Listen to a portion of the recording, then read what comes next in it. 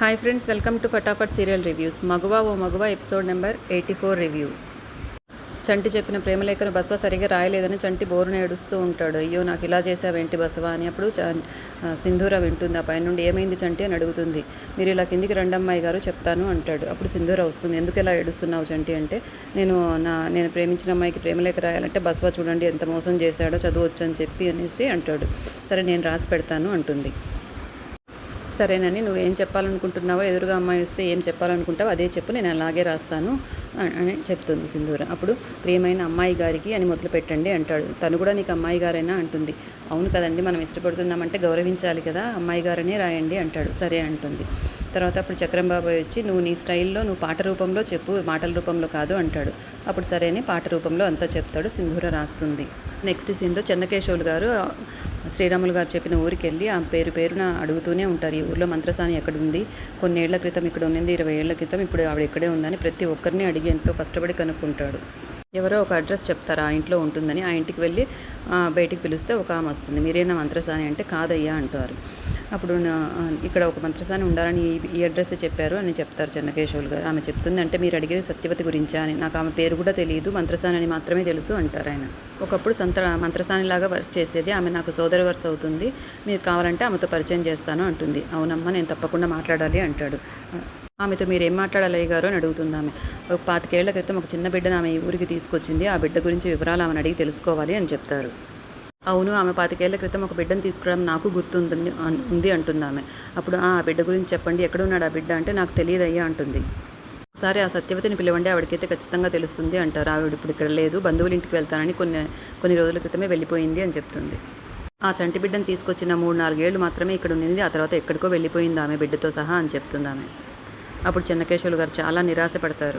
పోనీ ఆవిడ బంధువులు ఏ ఊర్లో ఉన్నారో మీకు తెలుసా అంటే ఏదో 2-3 ఊర్ల పేర్లు చెప్పింది అంది, చాలా ఏళ్ళు అయిపోయింది కదా అందుకే గుర్తులేదు అంటుంది ఆమె. అప్పుడు ఆవిడ ఫోటో ఏమైనా మీ దగ్గర ఉందా అంటే ఉందండి అని ఏదో వెతుకుతూ ఉంటుంది ఆమె. లోపల పెట్టె తీసి వెతుకుతుంది. బాగా వెతికి ఒక ఫోటో పట్టుకొచ్చి ఆయన చేతికి ఇస్తుంది అనమాట. ఈ ఫోటో నాకు ఎందుకైనా పనికొస్తుందేమో, నేను తీసుకుంటానమ్మా అంటే సరే తీసుకోండి అయ్యా అంటుంది. తర్వాత ఆయన ఫోన్ నెంబర్ ఆయనకి ఇచ్చి మీకు ఈ గురించి ఏమైనా వివరాలు తెలిస్తే ఈ ఫోన్ నెంబర్కి ఫోన్ చేసి చెప్పండి అని చెప్తారు.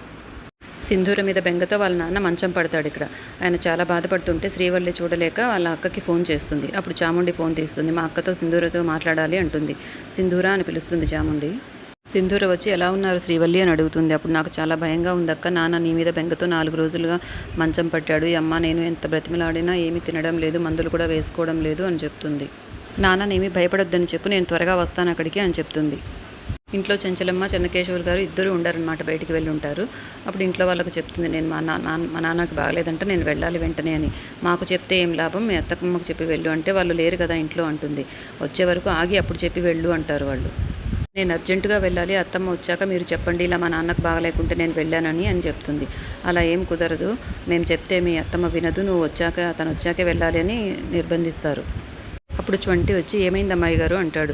మా నాన్నకి బాగలేదు, నేను వెంటనే వెళ్ళాలి, కానీ అత్తమ్మకు చెప్పకుండా వెళ్ళకూడదని వీళ్ళందరూ అంటున్నారు అంటుంది. నేను తీసుకెళ్తాను రండి అమ్మాయి గారు అంటాడు చంటి.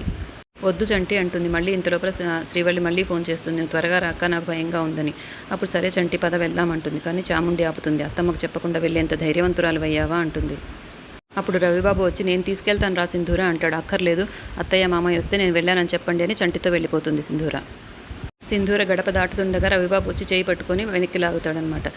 పనివాడితో వెళ్ళిపోతున్నావేంటి, అంత ధైర్యం వచ్చిందా నీకు అంటాడు. ఇంట్లో మనుషులకు ఇవ్వాల్సిన విలువ వాడికి ఇస్తున్నావంటే వాడు అంతగా నచ్చాడా నీకు అంటాడు, కావాలని కోపం పట్టడానికి. నా కోడల్ని ఒక పనివాడితో పంపిస్తారా అని అత్తమ్మ మమ్మల్ని తిడుతుంది, కాబట్టి నువ్వు ఎక్కడికి వెళ్ళడానికి వీల్లేదు అంటాడు. మీ నాన్నకు బాగలేదన్న వంకతో వాడితో షికార్లు కొట్టడానికి ఇది ప్లాన్ చేసుకున్నావన్నమాట అని కావాలని రెచ్చగొడతాడు సింధూర కోపం తెప్పించాలని. సింధూరకు కోపం వచ్చి రవిబాబుకు చెంప పగలగొడుతుంది. ఎవరనుకున్నావురా నన్ను, చెంచలమ్మ కోడల్ని అంటుంది. పిచ్చివాగుడు వాగావనుకో చెంప పగలగొడతాను, ఇంకొకసారి తోలు తీస్తాను అంటుంది. నా కొడుకునే కొడతావా అని రవిబాబు వాళ్ళమ్మ వస్తుంది. మర్యాద తెలిసిందని కాబట్టి ఇంట్లో మీ ముందు కొట్టాను, ఇంకొకసారి ఇలా ప్రవర్తించాడంటే వీధిలోకి లాక్కెళ్ళి మరీ కొడతాను అని ఉంటుంది.